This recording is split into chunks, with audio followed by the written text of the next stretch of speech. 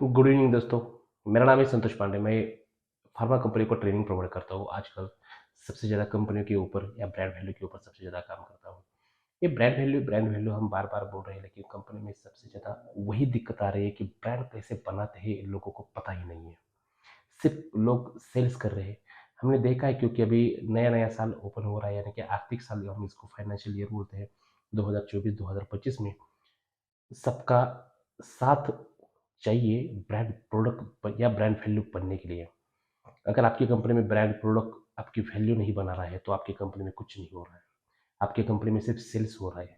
अगर सेल्स ही आपको लगता है कि सेल्स ही सब कुछ है, तो 15 साल से आपकी कंपनी चल रही है। किसी भी कोई आपकी पड़ोसी या कि आपके दोस्त की कंपनी देखो, 15 साल से कंपनी चल रही है। उसकी कंपनी में किसी भी एक भी प्रोडक्ट को बेचा है, उसको 11 करोड़ या 15 करोड़, 15 करोड़ या 20 करोड़ या 50 करोड़ को बिका नहीं है उसका प्रोडक्ट। तो समझ लो बेटा, आपकी कंपनी की वाट लगने वाली है। एकदम तय बात है। क्योंकि आपकी कंपनी में सेल्स ही नहीं हो रहा है। सेल्स हो रहा है, सिर्फ सेल्स हो रहा है। उसमें सिर्फ आपके टीम की पेमेंट जा रहा है। आपके टीम की पेमेंट जा रहा है और आपको कुछ सैलरी मिल रही है।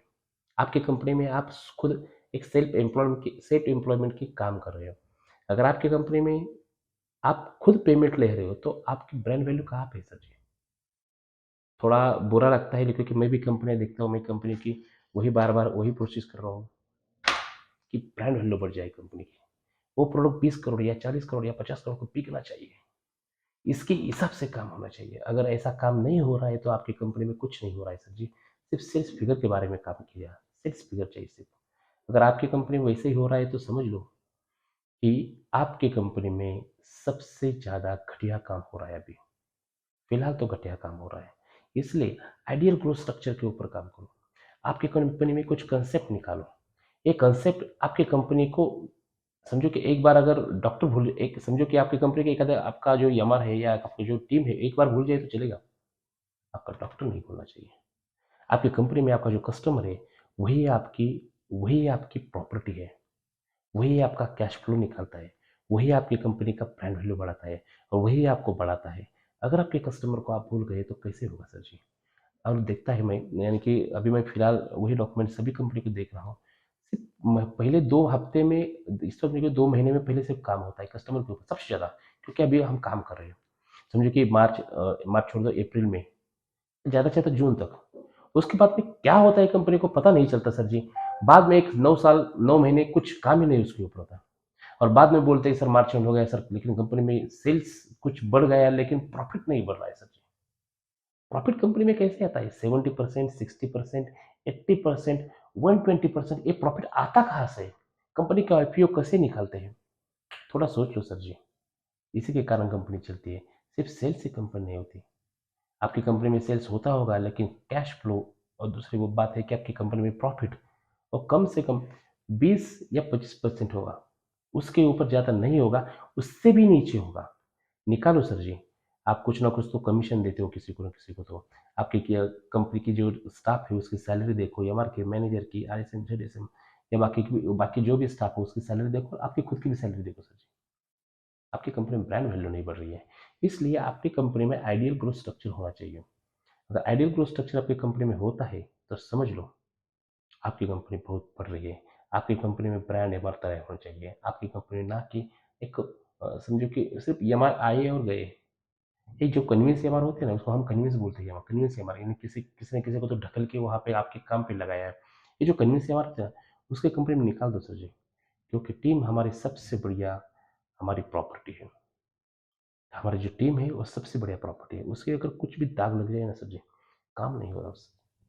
इसलिए अगर हमारी कंपनी में ब्रांड कुछ बनाना है तो पहले ब्रांड एमआर बना लो। बाद में ब्रांड प्रोडक्ट अपने आप बन जाएगा। उसके लिए कोई दिक्कत नहीं आ जाएगी। इसलिए आपकी कंपनी में आइडियल स्ट्रक्चर होना चाहिए। एक आइडियल ऐसा स्ट्रक्चर होना चाहिए जो कि कंपनी की ग्रोथ बढ़ाने के लिए काम करे और हर पर डे करे। ऐसा नहीं कि वो सिर्फ आए लगाया काम पे, नहीं नहीं नहीं, पर डे काम होना चाहिए। उसके ऊपर आपकी टीम को एजुकेट करना चाहिए, उसको ट्रेनिंग देनी चाहिए कंपनी में।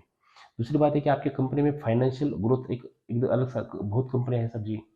मार्केट में बहुत बहुत कंपनियां हैं। कंपनी में प्रॉफिट ही नहीं है सर जी। सिर्फ कंपनी चला रहे चला रहे चला रहे, लेकिन कंपनी में प्रॉफिट नहीं है। ये सबसे बढ़िया दुख की बात है। अगर आपकी कंपनी में ऐसा कुछ है तो समझ लो कि आप कंपनी में 2-4 साल में आपकी कंपनी किसी ना किसी को तो हैंडओवर करनी पड़ेगी। इसलिए कंपनी में ब्रांड प्रोडक्ट अभी से काम स्टार्ट करो, आज से ही काम स्टार्ट करो। कंपनी उसी के कारण बदलती है जिसकी कंपनी में ब्रांड होता है, उसके नाम से जानी जाती है कंपनी। किसी भी कंपनी का, पुरानी कंपनी किसी भी नाम ले लो, लेकिन उसके पहले कंपनी के पहले उसका ब्रांड प्रोडक्ट याद आता है। ब्रांड मतलब आपको पता है कि एक समझो कि आपके आपके प्रोडक्ट के साथ यमआर अगर कोई नया जुड़ जाए तो उसको गर्व महसूस होना चाहिए, उसको बोलते हैं ब्रांड। यानी कि आपकी कंपनी के ओनर के साथ किसी भी टीम को ज्वाइंट होने से उसको गर्व महसूस होना चाहिए, उसको बोलते हैं पर्सनैलिटी, ब्रांड पर्सनैलिटी हम बोलते हैं उसको। ऐसा आपकी कंपनी में कुछ है क्या? अगर है तो अच्छी बात है, लेकिन नहीं है, थोड़ा सोचना पड़ेगा सर जी। नया साल ओपन हो रहा है, इसलिए सीरियस वीडियो बना रहा हूँ। नया साल ओपन हो रहा है, थोड़ा सोच लो सर जी, जरूरत है। बाकी तो मोटिवेशन मोटिवेशन तो जरूर चलता ही रहेगा, लेकिन कंपनी में ब्रांड नहीं है तो कुछ भी नहीं है सर जी। इसलिए हमारा ट्रेनिंग रहता है ब्रांड एमआर का, हमारा नाम ही ऐसा लिखा है, ब्रांड एमआर ट्रेनिंग प्रोग्राम। हम एमआर क्या बोलते हैं उसको, एमआर हम डेवलप करते हैं। अगर आपकी कंपनी में ब्रांड एमआर है तो अच्छी बात है, नहीं है तो डेवलप करो सर जी। Thank you.